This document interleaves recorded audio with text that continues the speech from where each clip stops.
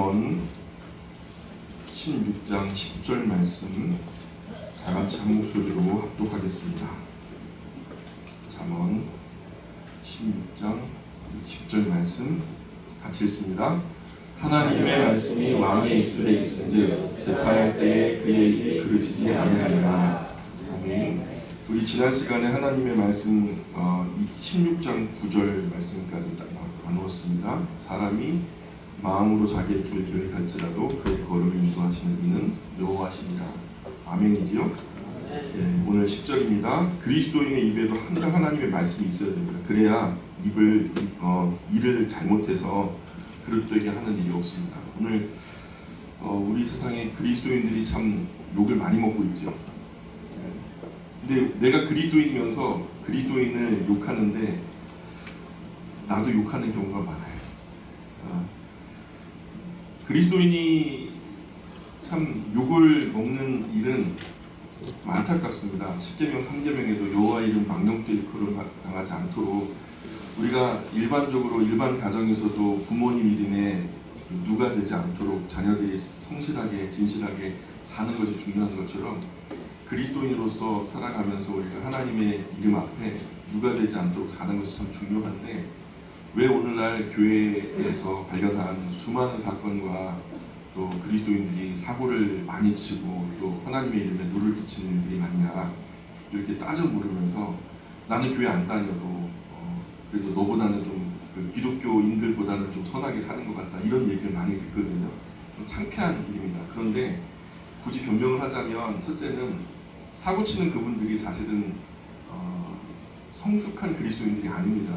교회는 수많은 사람들이 오기 때문에 그분들이 교회에 오셔서 사실 정식 교인이 되기까지도 좀 시간이 걸립니다. 언제 일어나야 되는지 언제 앉아야 되는지 기도는 어떻게 하는지 예배를 어떻게 드리는지 이게 익숙하지 않거든요. 그래서 학습이라는 기간이 필요하고 또한 이 모든 교리적으로 우리가 어떤 원리에 의해서 하나님의 말씀에 의해서 우리가 구원에 이르게 되는지에 대한 구원의 도리를 아는 데만 해도 1년 정도 걸리죠. 그래서 세례를 1년 만에 받죠. 인터넷 기간이 그렇게 됩니다.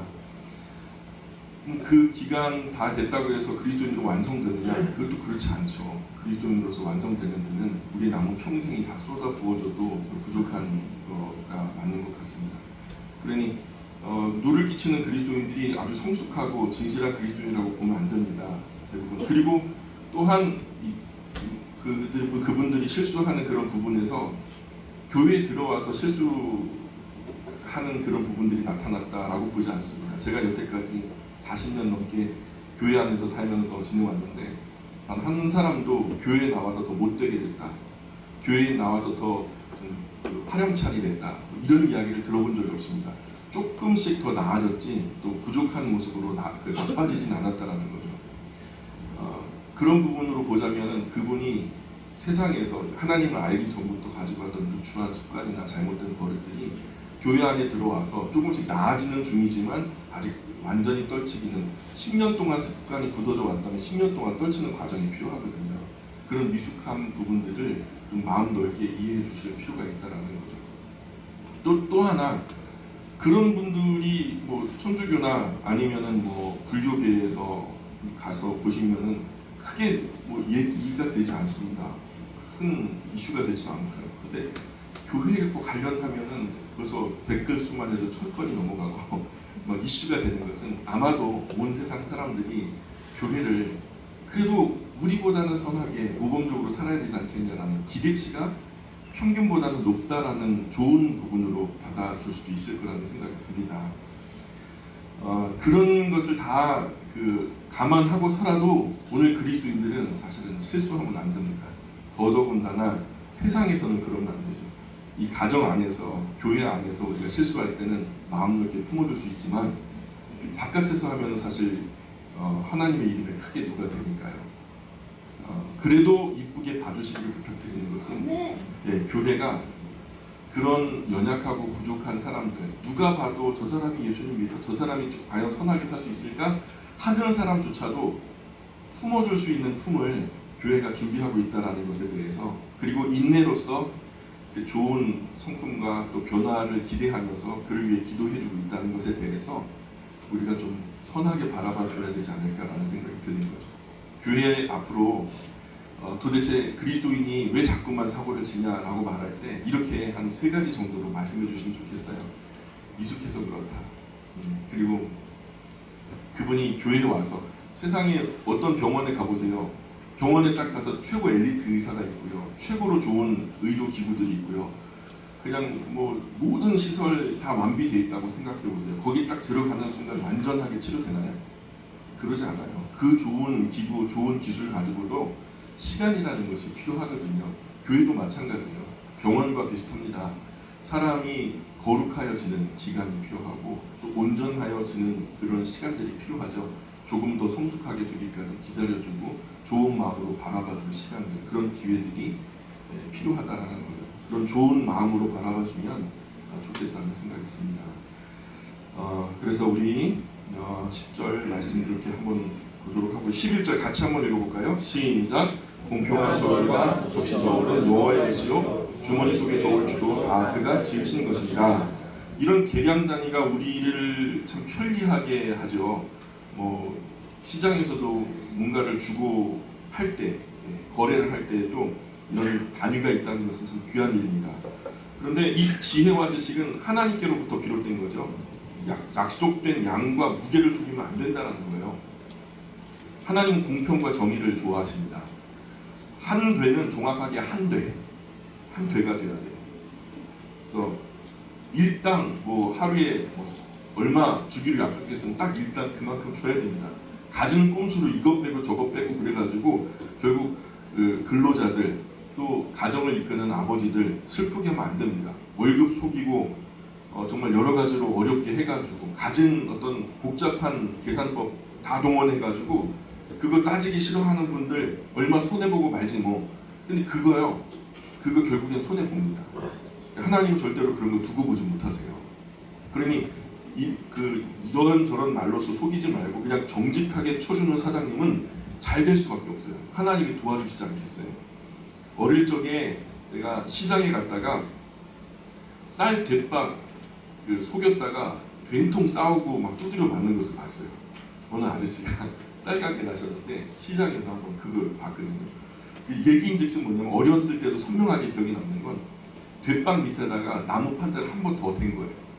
그러니까 한 대박을 갖다 퍼가지고 주면은 그 나무 판자 부피만큼 주는 게 줄어들게 되니까 좀 덜 주게 되죠. 그리고 많이 남으니까 더 많이 팔 수 있으니까. 그렇게 해가지고 얼마나 벌겠어요.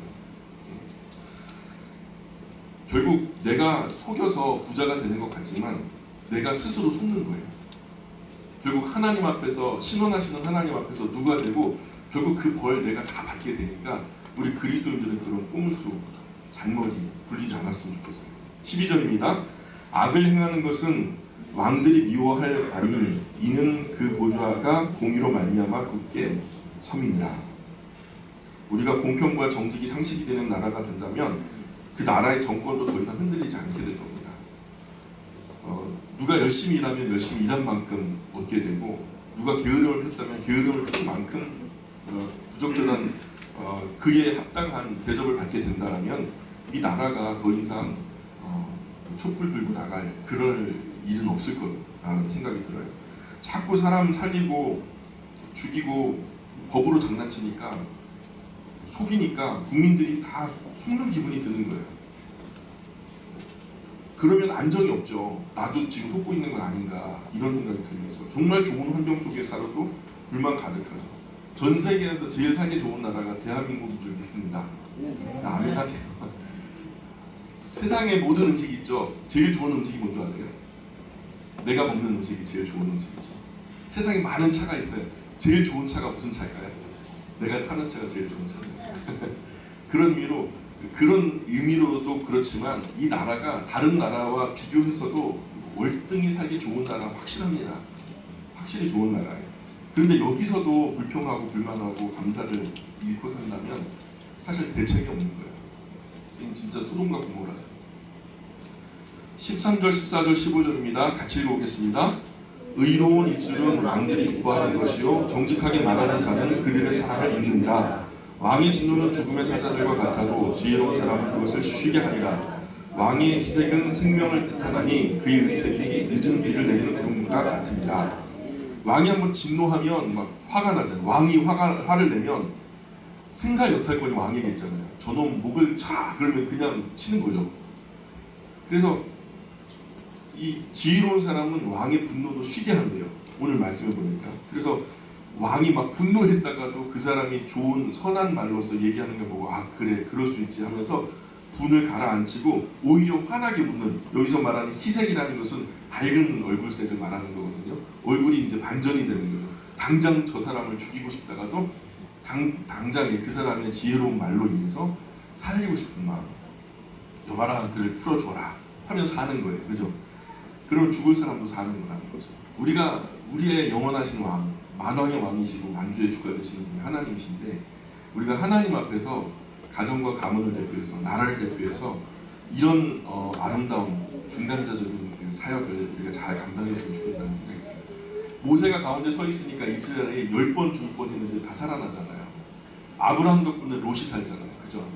왜 성경에 보니까 하나님께서 아브라함을 건념하사 이런 말씀을 하거든요. 아브라함을 생각하셔서 롯을 선대하셨대요. 우리가 하나님께서 우리 가정 가문 또는 나라를 갖다 하나님 내 이것들을 가만두지 않겠다라고 말하실 때 우리가 엎드려서 부복하고 하나님 한 번만 더 살피소서 할 때 하나님께서 우리를 건념하셨으면 좋겠다는 생각이 들어요. 16절입니다. 같이 읽어보겠습니다. 지혜를 얻는 것이 금을 얻는 것보다 얼마나 나으고 명철을 얻는 것이 은을 얻는 것보다 더욱 나으니라.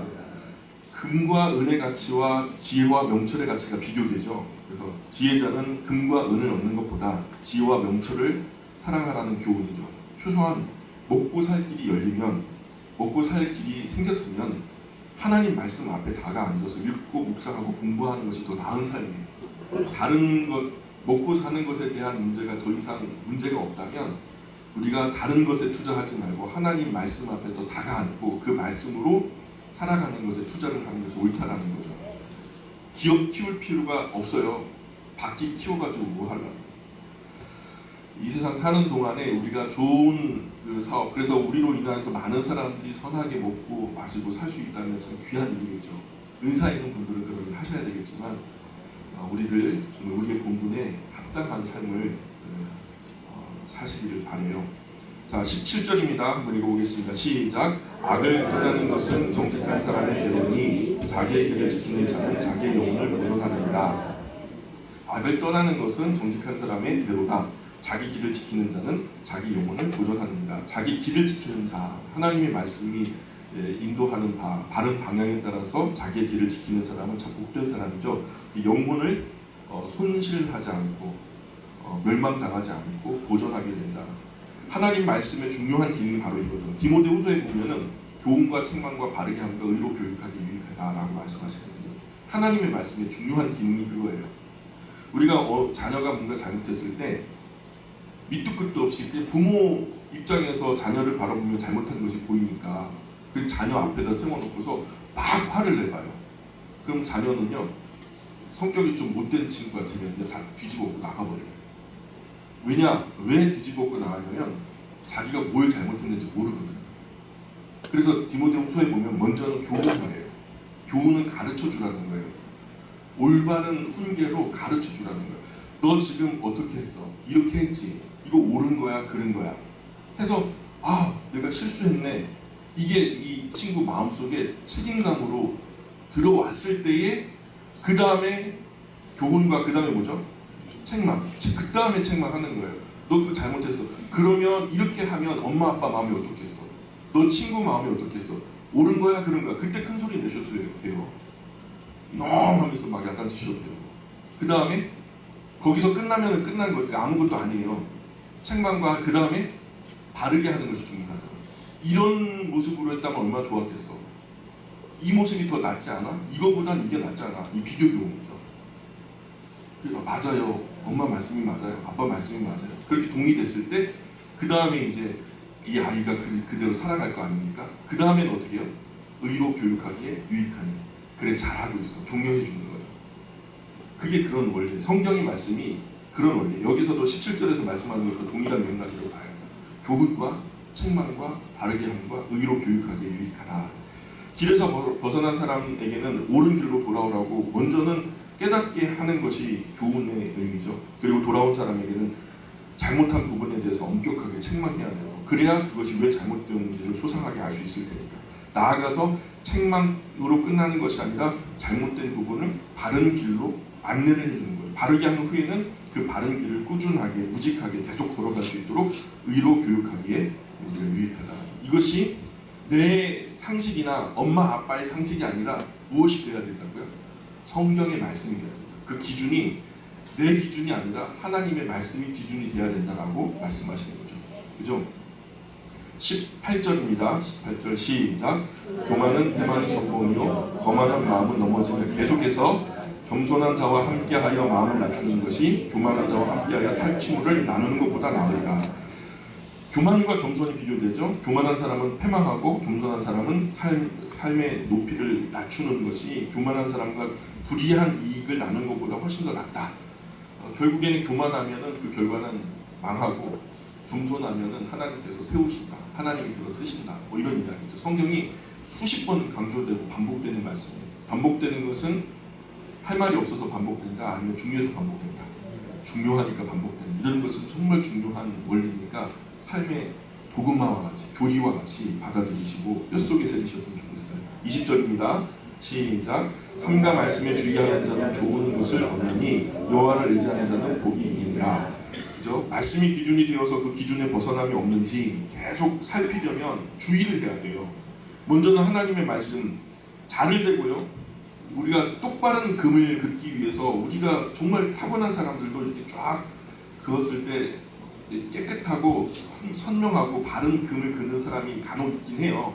근데 일반적으로 많은 사람들이 선을 곧게 그으려고 해도 곧게 그어지지가 않아요. 그래서 뭘 대고 긋죠? 자를 대고 긋잖아요. 자를 대고 금을 그을 때도 그 기준이 되는 자에서 벗어나지 않기 위해서 신중을 기합니다. 내가 이거 볼펜 삐뚤어 나가면 안 되니까.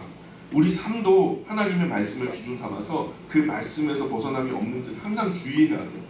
그러기 위해서 첫 번째는 하나님의 말씀을 계속 묵상해야 되고요. 그 말씀과 내 삶을 자꾸만 비교해야 되는 거죠. 그렇게 사는 것이 숨이 막히는 삶이 될 것 같잖아요. 그죠? 어떻게 그거 다 일일이 하나님 말씀과 대조하면서 살아. 그게 숨이 막힐 것 같은데 하나님은 그런 삶을, 하나님을 의지하는 삶을 참 복된 삶으로 가꾸어 주세요. 그렇게 살아가는 삶으로 인해서 그게 자유하지 못하는 게 아니라 진리를 알게 되면 진리를 알게 되면 우리가 자유하게 된다고 성경은 우리에게 얘기해 주거든요. 그 안에가 하나님 말씀으로 사는 그곳이 감옥인 것 같아도 사실 내가 무법하게 사는 이곳이 감옥이에요. 여기서 우리가 진리를 알게 되면 감옥에서 벗어나게 됩니다. 무지의 감옥에서 벗어나서 원래 우리의 용도대로 우리는 날지 못하는 새로 지음받은 존재가 아니라 창공을 아름답게 활공하며 자유롭게 날아다니는 독수리와 같이 우리를 만드셨거든요. 하나님. 근데 우리가 어느덧 그냥 야성을 잃어버리고 그 세상에 굴복해서 세상에 순종하며 살아가는 이런 멋도 없고 야성도 없는 용기도 없는 그리스도인이 되어버리잖아요. 왜 그러냐면 하나님 말씀의 기준을 벗어났기 때문에 그래요. 말씀대로 이 말씀은 파격적이에요. 항상 손해보여요. 뭔가 희생하라고 하고 우리의 본성과는 좀 다른 이야기를 하거든요. 근데 그렇게 해봤는데 그렇게 해보니까 그게 손해보는 게 아니라 오히려 우리로 하늘을 날아오르게 하는 능력이 되더라는 거죠. 자, 21절입니다. 마음이 지혜로운 자는 명철하다 일컬음을 받고 입이 선한 자는 남의 학식을 더하게 하느니라. 마음은 지혜롭고 입은 선해야 됩니다. 마음은 지혜롭고 입은 선해야 됩니다. 그렇게 여겨 주어야 할 때가 있죠. 지난주 목양 에세이 읽어보셨어요? 사람을 우리가 하나님의 말씀이야 하나님의 사람을 세워나가는 그런 교회잖아요. 우리의 3대 사명 중에 하나예요. 전도하고 선교하고 구제하고 봉사하고 하나님의 말씀이 하나님의 사람을 세우는데 누구든지 처음 하는 일은 미숙합니다. 누가 처음부터 하는데 완벽하게 하는 사람이 어디 있어요? 근데 그때 야 이거 이렇게 됐잖아, 너 이렇게 부족하잖아, 이렇게 하면요 그 사람 두 번은 안 해요. 처음에 이렇게 하는데 참 미숙함에도 불구하고 내가 처음 했을 때를 바라볼 때 그럴 수 있다. 그것 치고는 참 잘했다. 처음 한 것 치고는 잘했다. 그렇게 잘했다라고 선하게 잘했다고 여겨줘야 될 때가 있더라고요. 아이들을 쓰리 분리수거 같은 걸 이렇게 시키잖아요. 결국엔 엄마 아빠 없어도 이 아이들이 그렇게 건강한 기능들을 발휘하는 독립된 인격이 돼야 되는데 그런 걸 한번 시켜놓으면은 어설프게 해요. 부족하게 하죠. 야, 한번 거실 그 걸레 좀 한번 해봐봐. 아니면은 뭐 청소기 좀 한번 돌려봐봐. 그럼 구석은 하나도 안 돼요. 그럼 그때 야, 이거 안 하고 뭐 했어? 막 이렇게 하면요, 안 해 그러죠. 근데 대충 돌려도 잘했다. 야, 진짜 최고다. 정말 너무너무 잘했어. 그러면요, 아이가 일을 이루고서 얻는 그 보람과 뿌듯한 기쁨을 맛을 알게 되겠죠. 그러면은 그 다음에 엄마 내가 할게 하면서 하는 거죠. 그럴 때 이때는 이렇게 하면 더 낫지 않을까? 이렇게 조언을 해주는 거죠. 그렇게 여겨줘야 할 때가 있어요. 잘하지 못하지만 잘했다고, 정말 그 멋지게 하진 못했지만 참 멋지다고, 아름답진 않아도 참 아름답다라고 여겨줘야 할 때가 있더라고요. 그게 사람을 키우는 말이다라는 생각이 들어요. 옆에 계신 분들한테 가르쳐주세요. 그렇게 여겨줘야 할 때가 있습니다. 시작. 예, 그죠. 충분하다, 잘하고 있다, 칭찬해줘야 할 때가 있죠. 지혜로운 마음, 선한 힘으로 열매 맺는 사람, 열매 맺는 것은 사람이죠. 우리가 사람을 열매 맺길 바랍니다. 물론 물질을 열매 맺는 것도 참 귀한 일이고, 다른 어떤 부동산을 열매 맺는 것도 참 귀한 일인데, 사람을 열매 맺는 것은 최고로 귀한 일이라고 저는 생각합니다. 삶의 가치에 있어서 우선순위는 물질보다 생명이 우선이죠. 아멘입니까? 그러니까 우리가 세상에 수많은 사람들이 자기의 벌이를 위해서 막 산으로 들로 뭐 직장으로 학교로 막 뛰어다닐 때, 그럴 때 앰뷸런스가 삐뽀삐뽀 하고 오면은요, 어떻게 돼요? 모세의 기적이 벌어지잖아요. 왜냐? 누군가 생명이 위급하다는 거예요. 내 물질, 벌려고 하는 이 물질보다 훨씬 더 귀한 생명이 손해보지 않기 위해서 모세의 기적이 일어나는 거잖아요. 세상의 모든 가치의 제일 척도는 생명이에요. 그래서 생명을 우선시하는 정치는 멋진 정치죠. 사회적으로도 경제적으로도 모든 사회 저변에 생명의 가치는 최우선입니다. 근데 교회 안에는요, 우리 그리스도인들에게는요, 생명의 가치를 앞서는 것이 하나 있어요. 그게 뭔지 아세요? 그렇죠. 하나님이죠. 하나님. 생명을 지으신 분이 계신데 하나님이죠. 그 생명보다 앞서는 게 바로 하나님이에요. 그래서 수많은 사람들이 생명을 없이 하면서 하나님을 고백해요. 순교라는 말 들어보셨어요? 그게 성경의 바른 가치예요. 나를 헐어서라도 하나님을 높이고자 하는 그러한 선함이 우리 그리스도인들에게 있다는 거죠. 세상이 감당하지 못하는 거예요. 세상의 가치에서는 생명이 최고의 가치이기 때문에 이것 때문에 막 두려워하고 기뻐하고 그러는데, 근데 그리스도인들에게는 생명을 앞서는 가치가 하나가 더 있다는 거죠. 하나님 때문에 내가 생명을 없이 하겠다고 하니까 세상이 감당하지 못하는 거죠. 우리가 여기까지 잘할 수 있기를 바랍니다. 자, 그래서 22절입니다. 시작. 명철한 자에게는 그 명철이 생명의 샘이 되거니와 미련한 자에게는 그 미련한 것이 징계가 됩니다. 미련한 사람은 미련 그 자체가 징계입니다. 미련 그 자체가 징계고, 명철한 자의 명철은 그 자체가 복이 돼요. 23절 24절 시작. 지혜로운 자의 마음은 그의 입을 슬기롭게 하고 또 그의 입술에 지식을 더하느니라. 선한 말은 꿀송이 같아서 마음에 달고 뼈에 양약이 되느니라. 지혜로운 마음은 선한 말을 이끌어내고, 선한 말은 상처받은 사람으로 아픈 영혼들을 싸매고 치유하죠. 그리스도인은 지혜롭게 생각해요. 그렇게 선한 말을 내야 될 줄 믿습니다. 그래서 아프고 힘든 사람 일으키고 용기를 주고 살리는 것이 우리 입술이 돼야지, 자꾸 비판하고 판단하고 자로 잰 듯이 이것은 틀렸고 저것은 맞고 금을 긋고 선을 긋고 그러면 참 골치 아픈 거예요. 누가 그 사람하고 교제하고 싶겠어요? 너그럽게 여겨주고 넓게 팔을 벌려줘서 품어줘야 우리가 하나님 닮은 자녀 되지 않겠습니까? 25절입니다. 어떤 길은 사람이 보기에 바르나 필경은 사망의 길이니라. 그죠? 한 번은 제가 저희 형하고 자전거를 타고서 저쪽에 중리 쪽으로 갔다가 오는 길인데, 밤이었어요. 낮에 출발했는데 밤이 돼가지고 자전거를 타고 막 오는데 가로등이 그 구간만 없는 거예요. 그래서 뭐 별일 있겠거니 하고서 그냥 달린 거죠. 깜깜한데 라이트도 없이 달렸어요. 근데 갑자기 자전거가 이렇게 쭉 가다가 통째로 쑥 밑으로 꺼지더라고요. 한 3m 정도를 거기 맨홀 공사를 한다고 포크레인으로 이만큼 파놓은 거예요. 천만다행으로 뭐 그냥 크게 다치진 않고 그냥 그대로 그냥 떨어져가지고 크게 뭐 다칠 뻔한 일이 있었는데, 참 이전까지 아무 일 없었으니까 아무 일 없겠거니 하고 달려가는데 땅이 쑥 꺼지니까 얼마나 당황했겠어요. 알고 보니까 맨홀공사 때문에 가로등도 옆으로 넘어져 있고, 그리고 큰 구덩이에 자전거 탄 채로 그냥 쑥 빠져버리니까 당황스럽더라고요. 천만다행으로 하나님의 은혜로 또 멀쩡하게 구덩이에서 나올 수가 있었습니다. 우리가 보기에는 바른 길인 것 같아요. 과거 그랬으니까 앞으로도 그럴 것이다. 그리고 저기 뭐 뭔 일 있겠나. 필경은 바른 것 같아요, 우리의 생각에는. 근데 우리가 상식으로 판단하는 그 상식의 길이요, 필경은 사망으로 이끄는 길도 있을 수 있다는 거죠. 조심해야 됩니다. 이단이라는 말 아세요? 달을 이자 끝단자예요. 처음에는 비슷해요. 그럴 수도 있어. 그럴 거야. 그렇게 시작은 해요, 비스무리하게. 근데 끝은요, 달라요. 천국과 지옥만큼, 생명과 사망이나 사망의 크기만큼 다르다는 거죠. 예수님 하나님 똑같은 이야기를 하는 것 같지만 그 끝은 완전히 다르기 때문에 이단이라고 말하는 거죠. 얼른 보면은 맞는 것 같은데 가만히 보면 틀려요. 그러니까 성격 급한 사람들, 차분하지 못한 사람들이 속는 거예요. 그러니까 우리가 늘 이렇게 차분하게 이성적으로 하나님 말씀을 상식적으로 인격적으로 바라보는 훈련이 잘 되어 있으면 그 사람들이 이끄는 대로 이거 저거 그러니까 이건 이럴 겁니다 라고 말할 때 아니요, 제가 분명히 생각하고 돌아와서 그 다음에 제가 결정해 볼게요. 그래 생각해보면 그게 아니더라는 거죠. 그런 의식 있는 그리스도인들이 되기를 원합니다. 26절입니다. 26절 시작. 고되게 일하는 자는 식욕으로 말미암아 애쓰나니 이는 그의 일이 자기를 독촉함이라. 힘들게 일하는 사람이 배가 쉽게 고파지죠. 그렇죠? 모든 박한 음식도 꿀맛같이 먹을 수 있는 입맛은 그런 배고픔에 있는 것 같아요.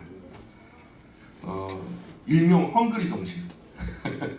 배가 너무 고프면 그냥 전날에 그냥 아이고 이거 반찬 이렇게 없어 했던 그 음식들이 막 생각이 나죠. 그거 먹으면 얼마나 맛있을까. 진짜 우리의 주안점이 성실하고 금연한 일상이 된다면은 소박한 음식 한 조각도 꿀맛처럼 먹을 수 있는 복된 입맛이 될 거라고 확신합니다. 제가 학생 때 우리 영광교회에서 금식 수련회를 갔어요. 2박 3일 가운데서 풀로 24시간 금식을 하자고 금식을 했는데 결론은 23시간 하다가 실패를 했어요. 학생부 전체가. 힌두산 기도원에 갔다가 뭐 때문에 실수를 했냐면 라면 스프 때문에 실수를 했어요. 앞에 누가 라면 스프를 뜯어놨는데 바닥에 흘러나온 거예요. 나도 너도 할 것 없이 이렇게 손으로 찍어가지고 혓바닥에 대는데 다 실패했죠. 근데요, 그때 먹었던 라면 스프 맛이 최고로 맛있더라고요. 27절입니다. 한번 읽어볼까요? 27절 같이 읽어보겠습니다. 시작. 불량한 자는 말할 때 하나니 그 입술에는 맹렬한 불 같은 것이 있느니라. 분노를 조절하지 못하면은 손발로 때리고 부수기도 하지만은 어떤 분들은 그래요. 성격 못 이겨가지고 막 그냥 과격하게 막 폭력적으로 변하는 분이 계시잖아요. 근데 그건 좀 양반이에요. 어떤 분은요 그냥 행동으로 나오는 게 아니라 입으로 그냥 통제가 안 돼요. 막 어느 수준을 넘어서면은 입이 분노 조절 장애가 돼가지고 막 선을 넘어서는 안 되는 그런 욕과 저주의 말들, 함부로 해서는 안 되는 말들이 막 맹렬하게 쏟아져 나와요. 어떤 면에서는 분노 행동 조절 장애보다 분노 언어 조절 장애가 훨씬 더 큰 파괴력이 있어요. 손으로 때려 부순 것은 그냥 고치거나 다시 사면 되지만은 입술로 욕하고 저주한 것은 고칠 수도 다시 살 수도 없어요. 영혼에 굉장히 큰 상처를 남기거든요. 이런 분들은 절대로 고기 드시면 안 돼요. 남은 평생 그 입술이 순화될 때까지 순한 야채, 곡식, 과일, 식물들만 드시길 바랍니다. 우리 영광 가족들 안에는 그런 분들이 안 계셔서 참 다행입니다. 간혹 사회에서 그런 분들을 보거든요. 운전하다 보면은 그런 분들을 많이 만나요. 어떻게 저런 말이 나오지 싶을 정도로 창의적인 욕들이 막 있더라고요.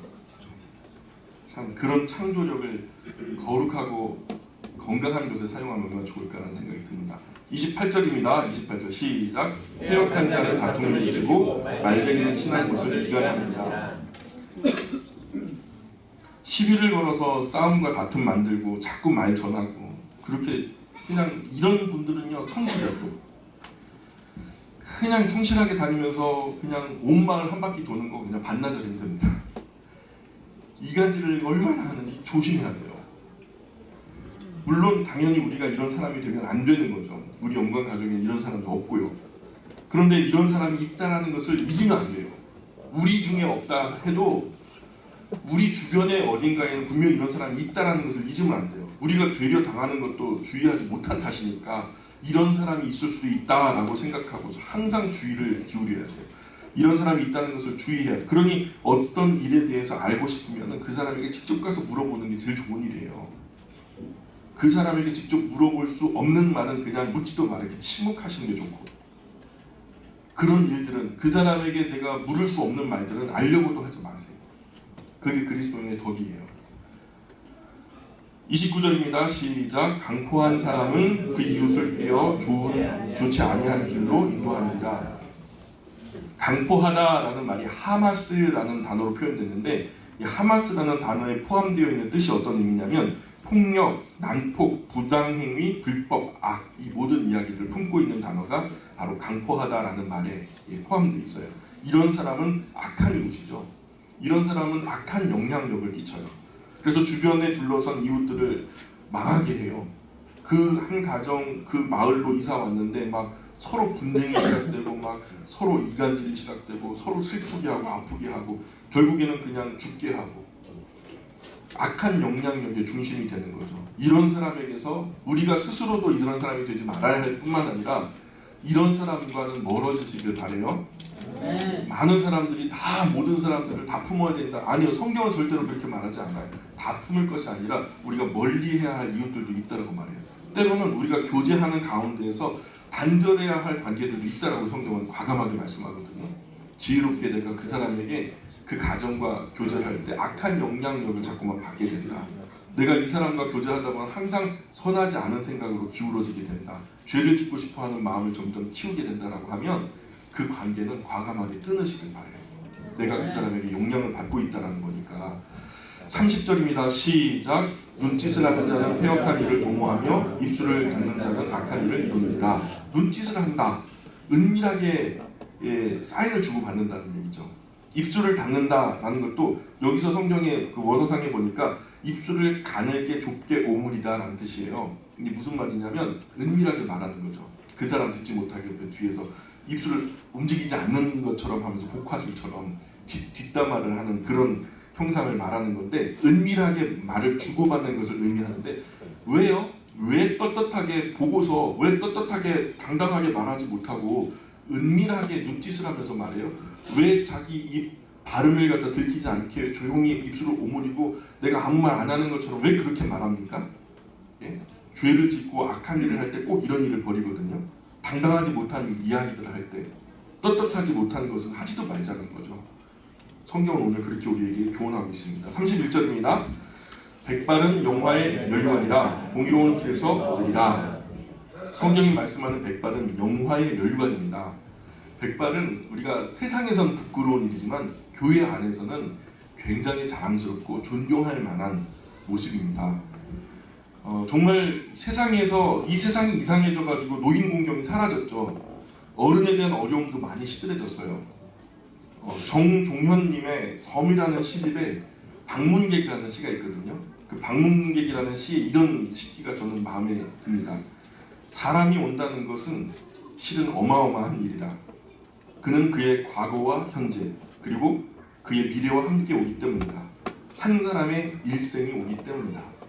우리가 한 사람을 바라볼 때 그 인생의 존엄함, 그가 태어나는 순간부터 얼마나 많은 사랑을 받았겠어요? 살아오면서 수많은 일들을 겪으면서 또 얼마나 파란만장한 일들이 있었겠어요?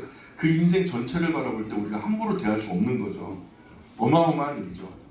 노인의 백발은요, 실로 온몸으로 살아낸 그분의 삶이죠. 삶의 몸부림이죠. 노인을 존엄히 여기고 존경해야 됩니다. 그것이 그리스도인이에요. 젊은 사람들이 노인보다 컴퓨터도 잘하죠. 그죠? 스마트폰도 잘 활용하고, 그래서 지식적으로 나은 부분도 있어요. 사실 그래요. 노인만큼 그러나 살아보지는 못했다. 우리 박순일 목사님 살아계실 때 양로병원에 제가 찾아뵀거든요. 예, 엘리베이터 앞에 써있던 문구, 권사님 뵙고 나오는 길에 제가 마음 깊이 아멘했던 구절이 있는데 그게 뭐냐면 노인 한 분을 잃는 것은 큰 도서관 하나를 잃는 것이다. 그죠? 그 한 분의 인생이 큰 도서관과 같아요. 얼마나 많은 일들을 경험하셨겠어요. 내가 경험해 보니까 내가 그때 그런 일을 똑같이 해보니까 그런 말이 흘러나와서 삶의 지혜가 얼마나 많은 그 교훈들을 남기겠어요. 우리 곁에 어른들 소중하게 여겨야 될 줄 믿습니다. 우리의 어머니, 우리의 아버지들이잖아요. 그죠? 영광 가족들 전부 다 우리가 어르신들 잘 공경하는 그러한 교회가 되면 하나님께서 우리 교회에 복 주실 거예요. 32절입니다. 32절 시작. 노하기를 더디하는 자는 용사보다 낫고 자기의 마음을 다스리는 자는 성을 빼앗는 자보다 나으니라. 지금보다 더 어릴 때는 이게 무슨 말인가 했어요. 근데 요즘 들어서 이 말씀을 읽으면서 맞다, 정말 맞다. 진짜 내 마음 지키는 것이 성을 지키는 것보다 어렵더라는 거죠. 그래 정말로 용기 있는 것은 내 마음을 지켜내는 거. 누가 성질 없어요? 누가 성격 없어요? 뭐 사회적으로 보자면 누가 뭐 정말로 속된 말로 싸우자고 달려들면 누가 못 싸우겠냐고요. 그런데 내 마음 지키기 위해서 그거 손해보고 그냥 없는 것으로 여겨주고 이런 것이 참 쉽지 않더라는 거죠. 그런데 그렇게 하니까 남더라고요. 그것으로 인해서 내가 성질대로 폭발해가지고 그게 막 이렇게 됐을 때 그 추스리면서 마음 깎이고 정말 잠도 못 자고 정말 마음고생하는 것들을 이렇게 되돌아보면 참 하나님의 말씀이 맞다. 우리 마음 잘 지켜내는 건강한 우리가 되었으면 좋겠습니다. 33절입니다. 시작. 제비는 사람이 뽑으나 모든 일을 작정하기는 여호와께 있느니라. 지금은 폐지되었지만 우리 총회, 우리 영광교회가 속한 총회가 합동측 총회거든요. 근데 몇 회기 전만 해도 총회장 선거할 때 복수 추천을 받았어요. 그래갖고 마지막에 두 분 올라오면 제비 뽑기를 했어요. 제비 간절하게 이제 좀 기도하고 하나님께서 뜻하신 분이 뽑히기를 간절히 기도하고 마지막에 두 분 중에서 제비 뽑기를 해가지고 깨끗하게 그 결과를 받아들이기로 했었어요. 건강하게 잘 진행됐어요. 지금은 좀 잘 안 하고 있지만은 우리 아버지회 어머니회 청학부 누군가 좀 임원을 세우기 애매하다면은요 복수 추천을 받아가지고 그렇게 하는 것도 참 좋겠다는 생각이 들어요. 하나님 누가 뽑히든 하나님 앞에 성실하고 진실하게 잘 감당할 수 있게 도와달라고 우리가 기도함으로 복수 추천을 통해서 우리가 90% 정도는 뽑아요. 이런 분이 일을 했으면 좋겠다라고 뽑은 다음에 그 다음에 마지막에 두 분 중에 한 분 이거는 다수결의 원칙하면은요 누군가는 상처받죠. 내가 지지하지 않은 사람이 되면은 또 그걸 상처받고 그 사람이 나를 반대했다, 다른 사람 뽑았다 이게 또 섭섭하잖아요. 복수 추천까지는 가되 두 사람 남았을 때는 제비 뽑기를 하면 나머지 10%는 하나님이 하실 거니까 이 마침표 결제창은 누가 마지막 사인하죠? 하나님이 사인하는 거잖아요, 그죠? 그래서 하나님의 그 결정에 의지하게 되는 거죠. 멋질 것 같아요. 가룟 유다가 죽었죠. 12사도 중에서 거리 하나 났어요. 11사도밖에 없어요. 이게 굉장히 중요한 하나님의 계시에 속한 중요한 그 의미였기 때문에 12명의 충원이 필요했거든요. 그래서 복수 추천 받아가지고 결국엔 요셉과 마띠아가 두 사람이 마지막에 뽑혀 있었죠.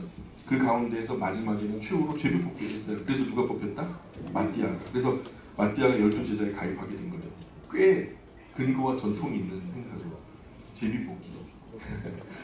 자, 17장입니다. 17장 1절 같이 읽어보겠습니다. 시작. 마른 떡 한 조각만 있고도 화목하는 것이 제육이 집에 가득하고도 다투는 것보다 나은다. 제육이라는 것은 집에 이제 고기 반찬 말하는 거죠. 고기가 곁들여진 고기로 만든 고기로 부쳐낸 이런 모든 고기 음식 거죠. 우리가 흔히 말하는 고기 반찬이라고 하는 거죠. 고기 반찬 많이 먹으면서 싸우는 것보다 소박한 음식에도 감사하며 화목한 것이 낫다라는 거죠. 간헐적 단식 들어갔는데요. 저는 정말 감사한 게 정말 흔했던 마른 반찬 한 가지도 꿀맛이다라는 거죠. 예. 마른 떡 한 조각만 있고도 참 행복해요. 그죠? 자, 2절입니다. 시작. 슬기로운 종은 부끄러워하지 하는 주인의 아들을 다스리겠고 또 형제들 중에서 유업을 나누어 얻으리라. 주인이 종과 함께 일을 하다가 정말 마음에 드는 종들이 있죠. 내 마음만큼 일을 하는 거예요. 주인의 마음을 살펴서 내 마음만큼 일을 하고 나아가서 주인이 생각하지도 못했던 더 넘치는 일들을 하는 거죠. 한 걸음 더, 항상 한 걸음 더 나아가서 주인의 마음에 흡족한 기쁨을 주는 그런 종들이 있죠. 주인은 그 종에게 모든 것을 맡기고 돌아보잖아요. 이런 종이 누가 있었죠? 성경에 나타난 요셉이 그랬죠. 요셉이 그에게 모든 것을 맡기고 돌아보지 아니하였더라. 그런데 그 가정과 가문이 계속해서 잘 되고 복되더라는 거죠. 복된 사람이 들어가서 그래요. 무엇이든지 맡기고 돌아보지 않아요. 후에는요, 자식보다 나은 거예요. 가족보다 낫더라는 거예요. 너무 고마운 거죠. 그래서 이 어떤 노인이요, 나중에 돌아가실 때 끝까지 자기 옆에서 자기 수발을 들었던 가사 도우미에게 전재산 유산을 갖다 물려주는 그런 일들도 있었어요. 제가 찾아보니까 뉴스 기사에 나오더라고요. 신문에 보니까 여러 건이 나와요. 젊었을 때 크게 성공한 노인이 삶의 끝에 가까워지니까 아무도 부모를 돌아보지 않는 거예요. 부모가 돌아가시면 이제 유산 상속만 이 눈독이 들여가지고 그냥 자녀들 없다 셈치고 자기는 가까이에서 살갑게 살펴준 가사 도우미에게 유산 상속 다 해주고 살아있을 때 상속을 다 해준 거예요. 그리고 마지막 가는 길까지 그냥 그렇게 잘 못 살핀 거죠. 그것을 바라고 섬기면 안 되겠지만 진심으로 섬기다 보면은 그 진심을 알아주는 날도 있더라는 거죠. 혹시 몰라줘도 하나님 아실 테니까. 그죠? 우리가 정말 하나님께서 우리에게 하나님의 종이라는 이름, 거룩한 이름을 주셨어요. 우리에게 맡겨진 모든 물질과 영향력들, 열정들 다 하나님께서 우리에게 맡기신 것. 결국에는 우리에게 결산하게 하실 거예요. 그죠? 우리가 마지막에 결산할 때 정말 하나님께서 잘했다, 착하고 충성된 종아라고 위로를 받는 입장이 있어야지, 악하고 게으른 종아 바깥에 버려 슬피며 이들감이 있으리라, 이런 말 들으면 참 부끄러운 거죠. 3절입니다. 시작. 도가니는 은을, 풀무는 금을 연단하거니와 여호와는 마음을 연단하시느니라. 우리 하나님은 우리 마음을 연단하십니다. 그러니 좋게 행복하게만 살게 하지 않으세요. 마음이 연단될 때는요, 갈등의 순간으로 들어가야 되거든요. 조금 모진 고난으로 들어갈 때에 훈련이라는 게 이루어지거든요. 군 들어가고 훈련소에 들어가면 훈련할 때 쉬워요, 어려워요? 엄청 어렵죠. 엄청 어려워요. 극단적인 상황들을 일부러 펼쳐줘요. 그걸 어떻게 극복하느냐, 이런 때 어떻게 반응해야 되느냐, 이런 것들을 가르치는 게 훈련 아니겠습니까? 때때로 뜻하지 않은 사건과 사고 마주치게 하시고 큰 어려움과도 맞서게 하시죠. 그러면서 마음을 더 단단하게, 더 겸손하게, 더 인격적으로 다루어가세요. 제가 어린 나이지만 별의별 걸 다 경험했어요. 소송도 몇 건 했었고요. 또 강도도 몇 번이나 당했어요. 세상 별 신기한 누명도 써보고요. 참 그 억울함, 그리고 또 수많은 폭력과 비아냥거림, 막 이런, 정말 어린 나이인데 더 어렸을 때 그런 일들 경험하니까 이제 뭐 세상이 원래 그렇거니 오염된 세상이 어디까지 못할까, 이런 생각이 들더라고요. 근데 그게 한 살이라도 어렸을 때 그런 일을 당해본 게 참 감사해요. 자녀들 거느리고 처자식들을 거느린 상태에서 이런 상황에서 만약에 그런 어려움을 경험했다 그러면요, 저는 좀 감당하기 어려웠을 거라는 생각이 들어요. 하나님께서 적절할 때에 적절한 훈련으로 우리를 이끌어 가시는 것을 제가 느낍니다. 되돌아보면 선하신 하나님의 손길이었구나, 나를 자라나게 하고 성숙하게 하려는 하나님의 은혜였구나라는 생각이 들어요. 하나님 그렇게 하시죠. 내 잘못으로 삶의 풍파가 많으면 그 문제가 돼요. 내가 실수해서, 내가 잘못해서, 그건 당연히 얻을 풍파고요. 그러나 그것과 별개로 뜻하지 않은 삶의 험곡이 많은 분은요, 하나님께서 특별하게 사랑하시는 분이세요. 그 훈련을 통해서 더 크게 들어 사용하시려고 하는 하나님의 선하신 손길이라는 것을 기억하셨으면 좋겠어요. 17장 4절입니다. 시작. 악을 행하는 자는 사악한 입술을 잘 듣고 거짓말하는 자는 악한 혀가 하는 말에 귀를 기울이느니라. 사악한 입술, 거짓말, 악한 혀, 이런 말을 자꾸 들으면 결국 악을 행하게 되죠. 그죠? 근묵자흑, 먹을 가까이 하면 결국 거머쥐, 어딘가는 꼭 묻어요. 그죠? 아무리 깨끗하게 하려고 해도 나도 알지 못하게 결국에는 검은 먹이 묻게 되는 거죠. 반대로 선한 입술, 참된 말, 선한 혀의 말을 자꾸 들으면은 결국 선을 행하게 되는 것도 이야기가 되는 말이죠. 우리가 그래서 악하는 것, 악한 혀, 거짓말하는 사람들 자꾸 멀어지게 하고, 선한 말, 선한 입술, 참된 말, 선한 혀, 이런 선한 영향력의 사람들과 교제하기 위해서 우리가 더 노력해야 될 줄 압니다. 5절입니다. 가난한 자를 조롱하는 자는 그를 지으신 주를 멸시하는 자요 사람의 재앙을 기뻐하는 자는 형벌을 면하지 못할 자니라. 그러니까 가난한 사람, 연약한 분들 조롱하면 돼요, 안 돼요? 안 돼요. 나보다 좀 덜 가졌다고, 나보다 좀 작은 집에 산다고, 나보다 좀 좋지 않은 직장에 다닌다고 괄시하고 무시하고 그러면 안 되는 거예요. 또 다른 사람이 큰 어려움에 빠지는 것을 고소해하거나 비아냥거리면 안 돼요. 항상 안타깝게 여겨줘야 돼요. 그 사람하고 나를 묶어내야 돼요. 내가 같이 그 사람하고 묶었을 때 나의 선한 것들이 그 사람에게 흘러 들어가게 해야지, 그 사람을 나와 끊어내고서 아이고 너 안 됐다, 너 참 잘못됐다, 너 참 안타깝다 이렇게 하는 것은 아닌 거죠. 예수님이 이 세상에 오셨죠. 그리고 억만 죄악을 가진 우리와 예수님 자신이 묶어버리셨어요. 처음에는요, 예수님이 우리의 죄 때문에 사망이라고 하는 큰 징벌을 경험하게 되시죠. 그러나 나중에는요, 그 사망을 이기신 예수님의 은혜로 우리가 오히려 예수님의 덕을 보게 돼요. 아멘입니까? 거기서 죄가 상쇄되어서 죄가 없이 되는 것에서 넘어서서 하나님의 자녀라는 이름을 얻게 되고 나중에는 천국을 유산으로 상속받는 그런 자리까지 나아가신 거예요. 그래서 예수님이 이 땅에 오셔서 부족한 나와 자신을 묶어주셨던 것처럼 우리가 그렇게 우리보다 부족한 사람을 우리 곁에 두고 묶어내는 작업이 굉장히 중요한 것 같아요. 많은 사람이 그렇게 하지 못한다 해도 내 주변에 있는 사람만이라도 묶어서 늘 부족한 부분 공급해주고 채워주려고 노력하다 보면 결국 그분이 나의 영향력을 받아서 건강한 삶으로 돌아서게 되고 가족보다 더 우선하는 선한 이웃이 될 줄 믿습니다. 나중에는 영원을 함께 사는 정말 영원한 가족이 되지 않겠습니까? 자, 그리고 6절입니다. 17장 6절 시작. 손자는 노인의 면류관이요 아비는 자식의 영광이라. 그러니 효도는 자식을 많이 낳아서 할아버지 할머니 품에 안겨주는 것이 최고의 효도겠죠. 그죠? 손자는 뭐라고요? 노인의 면류관. 면류관이 많은 게 좋아요? 조금 있는 게 좋아요? 많이 있는 게 좋죠. 그러니까 조금 낳아야 되겠어요? 많이 낳아야 되겠어요? 아니요. 농담이 아니라 많이 낳아야 돼요. 이 나라가 살기 위해서라도 빨리 많이 낳아야 돼요. 제가 실천하고 있기 때문에 할 말을 해야 돼요. 공장 멈추신 분들 공장 가동하시고 재가동 들어가시기 바래요. 손자 손녀들이 면류관이에요. 자녀들에게 영광은 엄마 아빠죠. 자녀들 보기에도 자랑스러운 엄마 아빠가 되셔야 돼요. 우리가 자녀들 보기에 누추한 엄마 아빠, 어른들 다 똑같아. 이런 말 나오면 진짜 창피한 거예요. 어른들 다 똑같아. 어른들은 달라야 돼요. 아이들이 보기에도 뭔가 달라야 돼요. 본받을 점이 꼭 있어야 되거든요. 17장 7절입니다.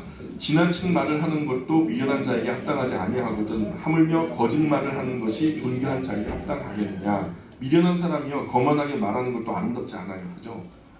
리더나 통치자가 거짓말하는 것도 옳지 않고요. 그래서 지금 이 나라가 큰 어려움을 많이 당하고 있죠. 8절입니다. 시작. 뇌물은 그 임자가 보기에 보석 같은지 그가 어디로 향하든지 행동하게 하느니라. 쉬운 성경에는 이 부분이 어떻게 번역되고 있냐면 뇌물은 그것을 주는 자가 생각하기에 요술과 같아서 옳지 않은 일을 마음대로 하게 한다. 이렇게 되어 있어요. 이 뇌물을 주는 사람은 마치 마법 같은 거예요. 안 된다고 했는데 뇌물을 주니까 되는 거죠. 이게 마법 같은 거죠. 뇌물이 가는 곳은 안 되는 일도 되어버리니까. 그러나 그 결과는 별로 좋지 않아요. 이렇게 해야 된다는 거예요? 하지 말라는 거예요? 하지 말라는 거예요. 9절입니다. 같이 읽어봅니다. 시작. 허물을 덮어주는 자는 사랑을 구하는 자요 그것을 거듭 말하는 자는 친한 것을 이간하는 자니라. 베드로전서에서도 베드로 사도가 말하기를 뭐라고 말하냐면 무엇보다도 뜨겁게 서로 사랑할지니 사랑은 허다한 죄를 덮는다. 남은 허물 덮어주는 사람이 잘하는 거죠. 남의 허물 덮어주는 사람이 잘하는 거예요. 셈이요. 셈 함 야벳 아시죠? 아십니까? 누구의 아들들이죠? 노아의 아들들이잖아요. 셈이 자기 아버지 허물을 덮어줬어요. 함은 그걸 갖다가 속된 말로 까발렸어요. 결과가 어떻게 됩니까? 그죠? 하나는 복을, 하나는 저주를 받죠. 그렇게만 알고 계시면 좋을 것 같아요. 10절입니다. 시작. 한마디 말로 총명한 자에게 충고하는 것이 매 100대로 미련한 자를 때리는 것보다 더욱 깊이 박히느니라. 총명한 사람은 한마디 말에 반응해서 자신의 잘못을 바로잡고 복된 인생으로 나아가요. 말 한마디에 소통이 되어서 인격적으로 받아들이고 아 이러면 안 되지, 이러면 안 되는 거야 하면서 나의 삶을 바꾸는 것은 진짜 인격적이고 하나님 자녀다운 거예요. 그런데 미련한 사람은요, 했던 말 또 하고 했던 말 또 하고 그러는데도 안 돼요. 그리고 뭐라고 말하냐면 아유 잔소리 좀 그만해 그래요. 자기가 행동이 바뀌지 않는 것은 생각하지 않고 아유 잔소리 그만해. 안 되니까 반복해서 말을 하는 건데 엄마 아빠가 안 되니까 말을 반복해서 하는 거 아닙니까? 그러면 직접 자신을 살피면서 처절하게 깨우쳐야 하는데 그렇게 안 되니까 결국에는 어떻게 해요? 당해보고 아는 거죠. 당해보고. 그죠? 그것은 매를 100대 맞는 것보다 더 아파요. 매를 100대 맞는 게 낫지 정말로 인생에서 그 쓰는 사건 하나 만나고 교훈을 얻으려고 하면 그게 어떻게 되겠어요? 총명한 사람이 되셔야 될 줄 믿습니다. 17장 10절을 한마디로 줄이자면 어떻게 저는 줄였냐면 좋은 말로 할 때 듣자. 맞습니까? 그죠? 그죠? 좋은 말로 할 때 듣자. 그게 인격적인 거예요. 11절 시작. 악한 자는 반역만 힘쓰나니 그러므로 그에게 잔인한 사자가 보냄을 받으리라. 순리에 따르지 않고 계속 반역을 꾀하고 돕고 세우고 이루려는 것이 아니라 판을 자꾸만 엎으려고 해요.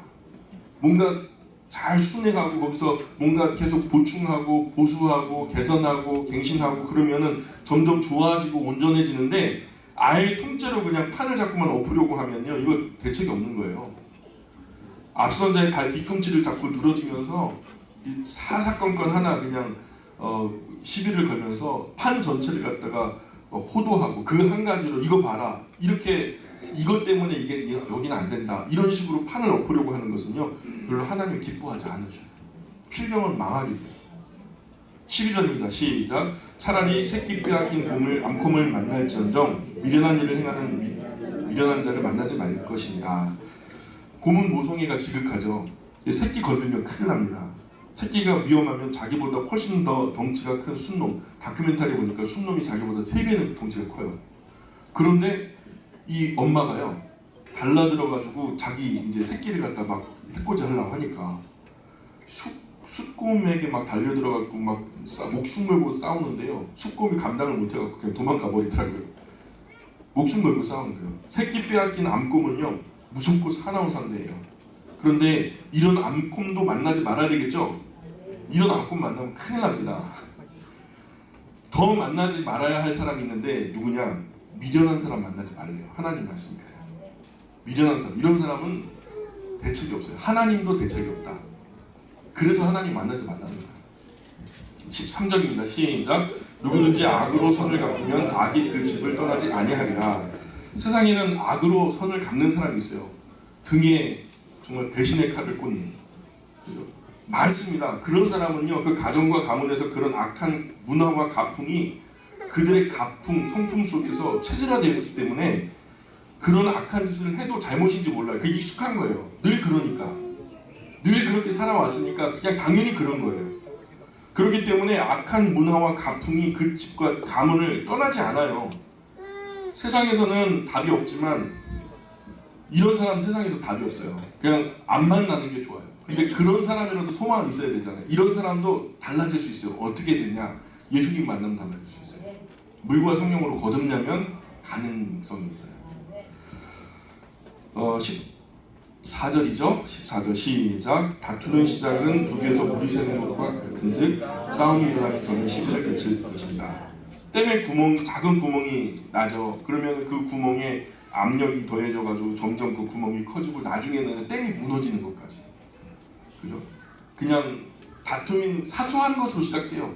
애들 싸움, 어른 싸움 된다는 것도 같은 맥락이고요.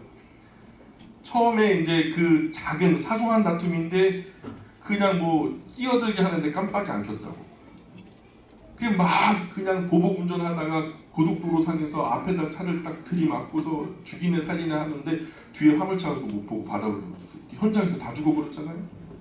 이게 뭐예요? 바로 작은 다툼이 결국에는 생명이 오고 가는, 생명이 오고 가고 또 가문이 망가지고 나라가 망하는 그런 이유가 다 어디 있냐면 이 사소한 다툼에서 시작되는 거거든요. 그러니까 성경은 어떻게 우리에게 교훈하면 다툼 자체를 아예 그만두라. 작을 때 애초에 그냥 섭섭하지만 그냥 덮으라는 거예요. 그냥 피해버리면 좋아요. 맞서면 마음이 깎이죠. 속상하고 잠도 못 자고 밥도 못 먹고 스트레스 받아서 다 속이 다 상해버려요. 정말 지혜로운 말씀이에요. 애초에 그냥 덮어버리는 거예요. 부부싸움도 수십 번 싸워봤으니 잘 아시잖아요. 그죠? 많이 싸워보셨으니까 알 거 아닙니까? 여기서 더 가면 문제가 생기잖아요. 항상 여기서 더 가니까 선을 넘게 되잖아요. 그러니까 여기서 더 가면 문제 생긴다 싶으면 말을 멈추고 돌아서서 서로 마음 가라앉히는 여유가 좀 필요한데, 그런데 멈출 줄 모르는 남편, 그 남편 한번 이겨먹으려고 그냥 한 마디 더 했다가 UFO가 그냥 집에서 막 날아다니죠. 그죠? 남편도 적당히 듣고서 아내가 그런 사람인 것을 알았으니까, 몰랐던 거 아니잖아요. 그러니 아, 내 아내는 그냥 이런 사람인가 보다 하면서 폭넓게 그냥 품어야 되는데, 그럼 존재적으로 받아주면 되는데, 그러니 속상한 마음에 하는 그 아내의 말들을 의미 있게 듣지 말고 흘려들으면 되는데, 그런 아버지들을 위해서 어떤 말이냐면 소규의 경읽기라는 말이 있어요. 어머니들이 막 도발하면 한 귀로 듣고 한 귀로 흘리세요. 아, 내 아내는 원래 이런 사람이야. 노래처럼 들으시고, 그런 아버지들이 먼저 반응하시고, 우리 어머니들도 여기서 넘어서면 남편이 싫어한다, 이런 불편해하는 그런 표정들을 읽으시고 어느 정도 하고 적당히 하고 그냥 멈추셔야 돼요. 더 가서는 안 돼요. 15절입니다. 시작. 악인을 의롭다 하고 의인을 악하다 하는 이 두 사람은 다 여호와께 미움을 받느니라.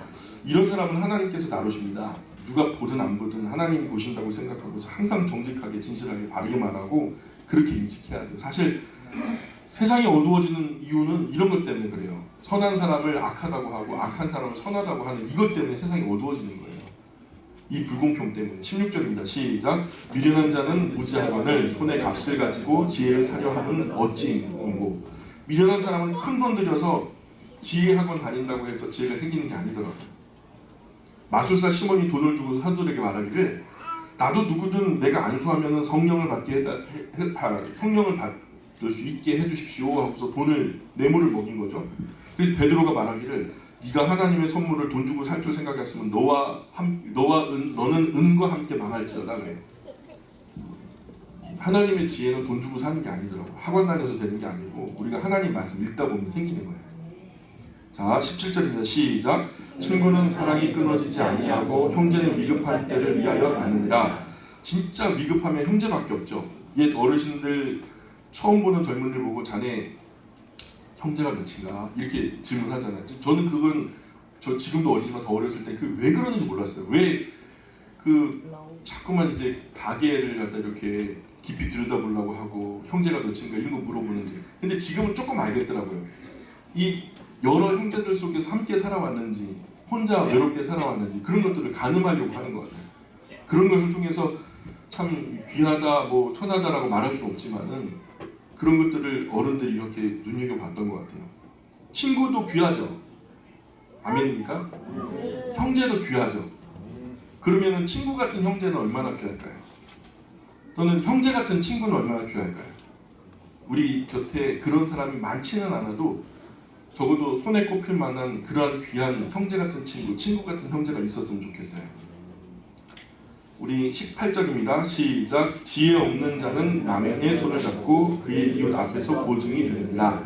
세상 지혜 없는 사람이 엉뚱한 사람과 손을 잡아요. 그리고 보증을 서요. 곁에 살아가는 가족들이 그거 하지 마세요. 그거 하면 망해요. 그거 하면 큰일 나요. 충원을 해도 소용없어요. 엉뚱한 사람을 보여주는 환상에 빠져가지고 정신 차리고 나면 탈탈 털리고 평생의 귀한 것들 탈탈 털리고 아무것도 남은 것이 없죠. 결국 그 사람 어디로 가요? 가족에게로 돌아가죠. 그 상처 다 안겨주고. 보증서 좀 합시다. 우리 옆에 계신 분들한테 인사해주세요. 보증서 좀 합시다. 예, 우리 18절까지 그렇게 밑줄을 그시고요. 그 다음에 다음 주에 우리가 17장 19절부터 함께 계속해서 말씀 나누겠습니다. 기도하겠습니다. 존귀하신 하나님, 오늘 하나님의 자녀들이 한 주일을 시작하기 전에 먼저 우리 아버지 되신 하나님께 고개 숙여 예배하며 하나님의 지혜와 말씀으로 듣게 하시니 고맙습니다. 하나님, 원하기는 듣고 아는 자에서 멈추는 것이 아니라 주신 말씀대로 행동하고 실천하는 자녀가 되게 하여 주옵소서. 예수님 거룩하신 이름으로 기도합니다. 아멘.